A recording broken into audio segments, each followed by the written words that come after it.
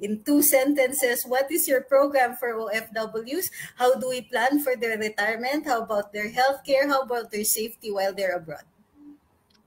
The solution has come to us in now the newly created Department of Migrant Workers, and that is the problems that have been arising for our OFWs. Instead of depending on imaginative funding and imaginative like the DFA hihingi ng pera sa justice, kukuha ng abogado.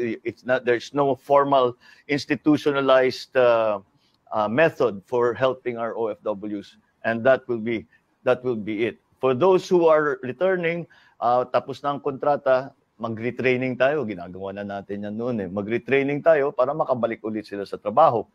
Yung mga naipit dito, napilitang umuwi, kausapin natin yung pinanggalingan nilang bansa.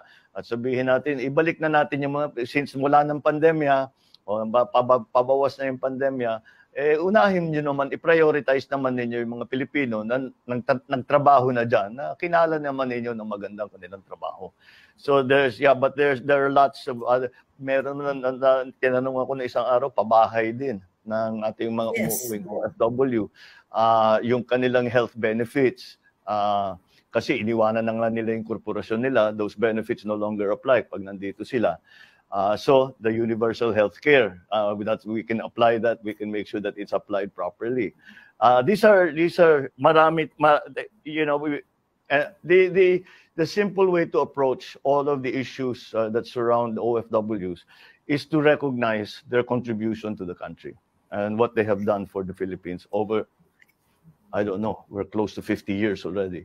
And they kahit papano, the recognition of the world that Filipinos are good workers are because of them.